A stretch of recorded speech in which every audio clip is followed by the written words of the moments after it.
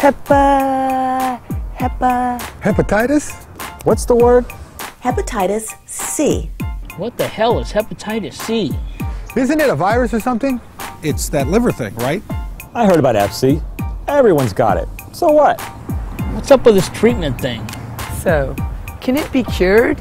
Most of us users have Hep C, which is a virus that infects your liver and causes things like cirrhosis and liver cancer. But these days, over half the people that get treated get rid of the virus, and they're probably cured. Cured? I didn't think you could cure Hep C. People say a lot of things about Hep C, even doctors, and they're not always right. So if you do have Hep C, and if you've ever used anything with other people's blood on it, you've probably got it. Then you need to get the facts about this thing. Hep C is all over the place, but most people don't even know what it is. Isn't it a virus or something? Right. Hep C is a virus, and it lives in your liver. And the thing about this virus is it's really easy to catch. And just how do you get it?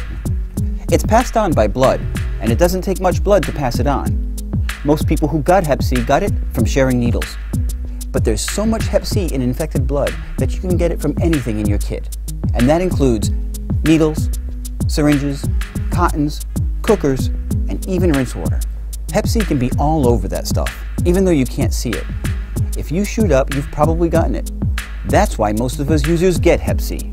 For instance, if you take 10 people who just started using, after 1 year, half of them will have it. Test those guys 5 years later, and most of them, like 9 out of 10, will have gotten it. And that's a lot. Some people think that they don't have Hep C because they don't share needles. But Hep C can be passed on by your whole kit. Needles, syringes, cottons, cookers, even the rinse water that you use to clean your kit. All those things can pass on Hep C. Using straws for snorting can pass it on because the blood from the inside of your nose can get on the tip of the straw. Crack pipes can get pretty hot around the mouth and create sores. And where there's open sores, there's blood. If you've gotten tattoos in prison, you could have gotten Hep C from whatever was used as a needle. The virus can even be in the ink container. But if you've been diagnosed with Hep C, you shouldn't worry about passing it on through food or eating utensils. You can't get it through casual contact, like hugging, kissing, or shaking hands. It's only the stuff that might have blood on it, stuff like razors, toothbrushes, or nail clippers. That's the kind of stuff you don't want to share. So tell me about Hep C and sex. A lot of people are worried about sex and Hep C. I need to make this totally clear. You can get Hep C from sex, but it's rare. It's unlikely that you're going to pass it on unless you have multiple sexual partners or a sexually transmitted disease. If you're in a committed relationship, like for a year or more, then you probably aren't going to pass it on. But there's other stuff out there, like HIV and syphilis and chlamydia, and so if you're not in a committed relationship, you should use condoms. And look, if you do have HIV, you need to be extra careful because HIV makes it easier for you to get Hep C and also to pass it on. Just be safe. There's hepatitis A, there's hepatitis B, there's hepatitis C. There's a whole freaking alphabet of hepatitises. Are they all related or what? No, they're completely different. Actually, the word hepatitis just means liver inflammation. Hepatitis means inflammation of the liver, just like tonsillitis means inflammation of the tonsils. One of the most common causes of hepatitis is alcohol. Alcohol causes liver inflammation or hepatitis, especially if you have Hep C. Alcohol and Hep C are like gasoline and fire. But when they put a letter after the word hepatitis, it means it's a virus. And these days, there's 5 of them. Hepatitis A, Hepatitis B, Hepatitis C, D, and E. And they're all different. But the most common one is Hepatitis C. There's about 5 million who've been exposed to the virus in the US, and about 170 million people in the rest of the world. If you've been diagnosed with hepatitis C, you're not alone. There's lots of us. Hep C is 4 times more common than HIV in the United States. Look, I know Hep C is everywhere, but is it really going to kill me? Good question. Most people don't know that Hep C is a mild disease, especially if you don't drink alcohol. I mean, even after 20 or 30 years, most people don't even have cirrhosis, and most don't even need treatment. But Hep C can cause problems, and if so, you need to find out if it's messing with your liver. Because if it is, you may need treatment. I know there are some of us users out there that, after using for a long time, don't like to get their blood drawn because they can't find the vein. But a lot of places now have this new thing, where all they do is prick your finger and get a little drop of blood. That's all it takes. That's your Hep C test. I'm cool. Why should I get checked for hepatitis C? Because most people with hepatitis C don't have a lot of symptoms. And those regular blood tests can be perfectly normal until your liver has a lot of damage. That's why they call it the silent killer. If you wait too long to get tested, you might not find out you've got it until your liver's all messed up. By then, it could be really hard to treat your Hep C, or even too late. If I want to keep my drug use on the down low, won't I get tested anyway? Maybe not. Those regular tests don't check for Hep C. You really have to ask for the test to be sure. Okay, I went and got tested. First they tell me I have Hep C, and then the second place tells me I don't have Hep C. I don't know what's going on. Hep C tests are confusing, and even some doctors get it wrong. But here's the deal. The first test you probably got was a screening test. And in some places, they can just prick your finger to get that test.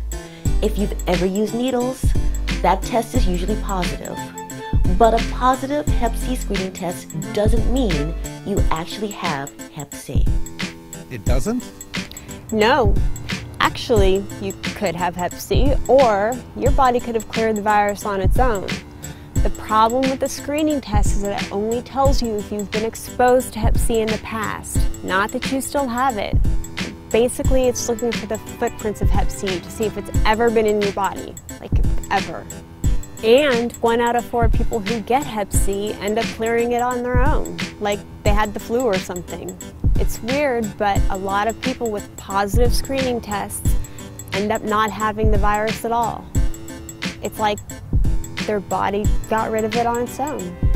But the screening test detects the footprint of Hep C and remains positive. So, if your first Hep C test is positive, you might have the virus, but it's not for sure.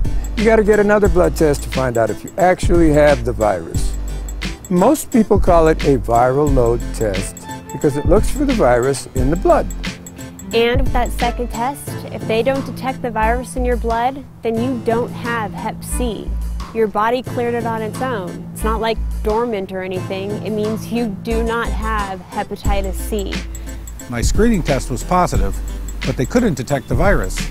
Does that mean I don't have Hep C? Right, you don't have Hep C. You're one of the lucky 1 in 4 who cleared it on your own. But if they do detect the virus in your blood, that means you have Hep C.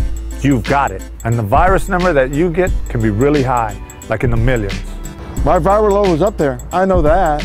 My viral load is 12 million. 852,000. My viral load was just under 1 million.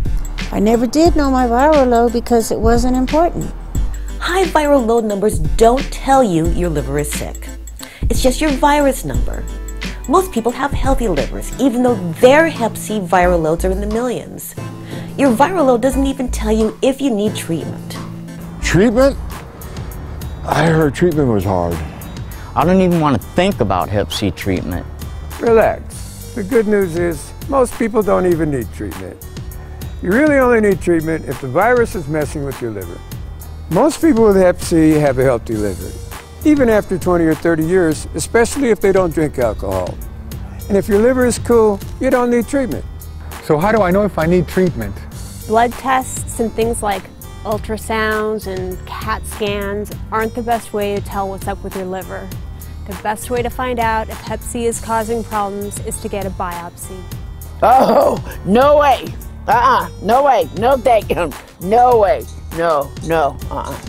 Relax. A liver biopsy is really simple. They just numb up a spot over your liver, take a little piece out with a needle. It's really quick. Most people say that it didn't really hurt. That worrying was the worst part. On a scale of 1 to 10, I'd give it about a 2. It's no worse than going to the dentist. And then they look at your liver under the microscope to see if there's any scarring or not. If your liver looks good, you probably don't even need treatment. If your liver is messed up, though, you should probably think about getting treated. I hear the treatment is hard, and it usually doesn't work. Most of us have heard a lot of bad stuff about treatment. And I did too, but now I'm cured. I didn't think I could do it, but here I am. No Hep C. So what's up with the Hep C treatment thing? I hear they got some new stuff out there. That's right, and there are new medications for hepatitis C. Treatment is still very hard, but these days most people who finish the hepatitis C treatment are cured.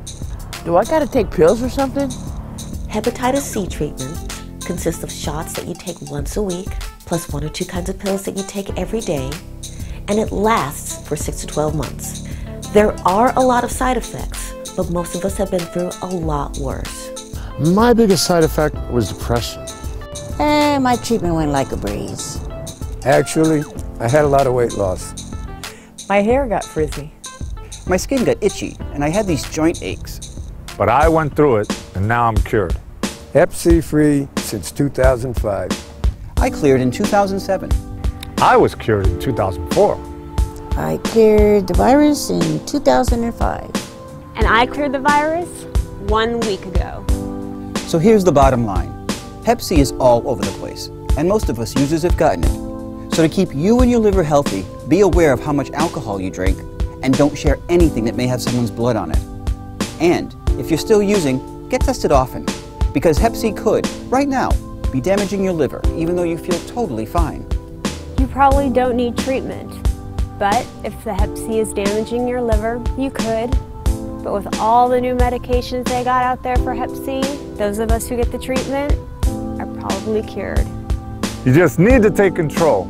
I never thought I could do it. Now, here I am teaching it to you.